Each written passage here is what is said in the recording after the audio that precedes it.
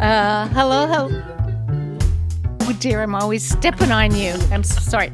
Okay, so hello. Welcome to the first edition of What the Flicks in 2021. My name is Susan Ayers. I'm Lon Shima. Sean White. Patty Smith.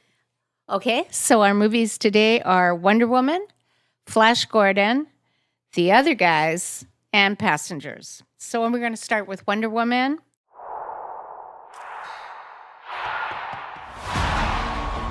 This world is not yet ready for all that you will do.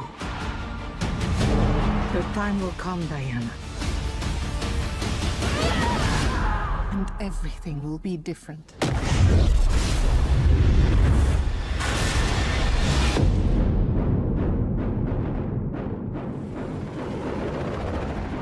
Citizens of the world, I'm here to change your life. anything you want, anything you dream of, you can have it. You look like you saw a ghost. Diana, look at you. It's like not one day has passed. I don't want to be like anyone. I want to be an apex predator.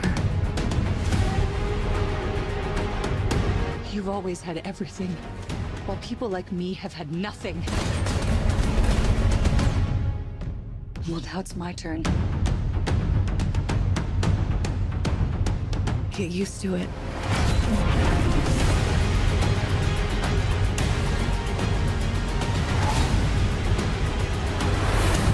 I've never been one for rules. The answer is always more.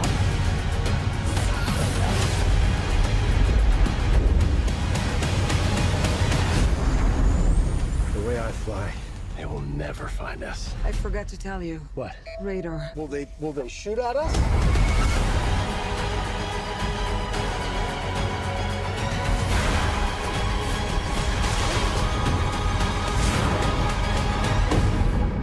Barbara, what did you do?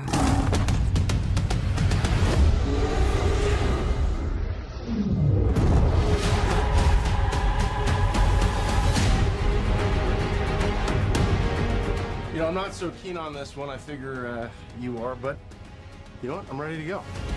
I think we can do better. Parachute pants? Yeah, Does everybody parachute now? 1984, and that was 2020, this year. Director Patty Jenkins. The original creator was William Moulton Marston, but this Wonder Woman film, the story and screenplay were written by Paul Jenkins and Geoff Johns, and the screenplay was also written by David Callahan. Okay, so the cast is Gal Gadot, Kristen Wiig, Chris Pine, and Pedro Pascal. As a young Amazon, Diana Prince participates in an athletic contest against much older Amazons. She appears to be winning when she fills off her horse, and so she cheats by taking a shortcut. Antiope, who is Robin Wright, knows she cheated, and she removes her from the contest and explains that anything worthwhile is better to be obtained honestly. Fast forward to 1984, and Diana now works at the Smithsonian Institute, and so does Barbara Minerva, played by Kristen Wiig. She, Barbara, is a geologist and cryptozoologist. She is very nice, but very socially awkward. Her and Diana become acquaintances. Barbara is asked to identify stolen antiquities from a robbery Diana had thwarted. Both Barbara and Diana notice one artifact called the Dreamstone. They notice the inscription on it that claimed anyone holding it would have one wish granted. Barbara wishes to be like Diana, confident, beautiful, and having superpowers. Diana inadvertently wishes that her deceased love, Steve Trevor, would be back in her life. Maxwell Lord is a failing businessman. He's the first to gain actual possession of the stone by tricking Barbara. but the stone was created by the god of lies. And it's sort of like the monkey's paw. A deal with the devil always ends badly. And so then from there goes on the story. I actually don't know if I liked it or I don't like it. It was okay. It was definitely okay. Lon, what did you think? Well, this is my problem because I actually thought the first Wonder Woman was a very incredible movie. Absolutely. It really sort of had set a high bar. So coming into this film, I don't think it reached the bar, and I can't really even tell you why. With the exception is I found the two villains sort of Nothing. exactly. I found them sort of dull. I mean, they did. It was definitely in the writing. The characters were not as deeply developed as they were in the first movie. But in the first movie, since it's an origin, the best part is watching Wonder Woman coming into the world of man, being told what to do and listening to what the men say. She always placated to finally where she says, no, I'm going to do it, and then walks out on a battlefield and completely becomes the Wonder Woman.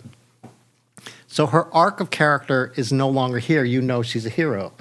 But the fact that they based something really early on lies is I thought, well, this sort of doesn't make sense to me because in a way her whole life is a lie because of what she basically lives through time and doesn't change almost as an immortal. So that was my disappointment in watching it. But I must admit, overall, I still thought it was sort of entertaining. You know, there were some fun things, probably because of the 80s is when I was in college, or post-college, and I could identify in 84. I was 24 at the time, so that kind of scene, the look and everything seemed pretty accurate to me.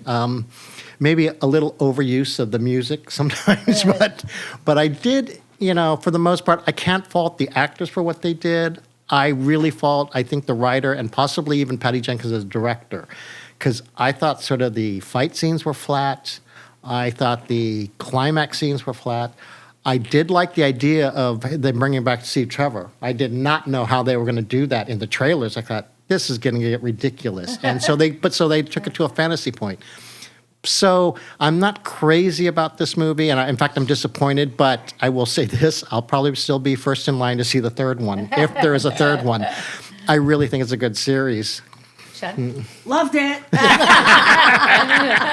Loved it. Go see it. It's a 10. Don't listen to anything they say.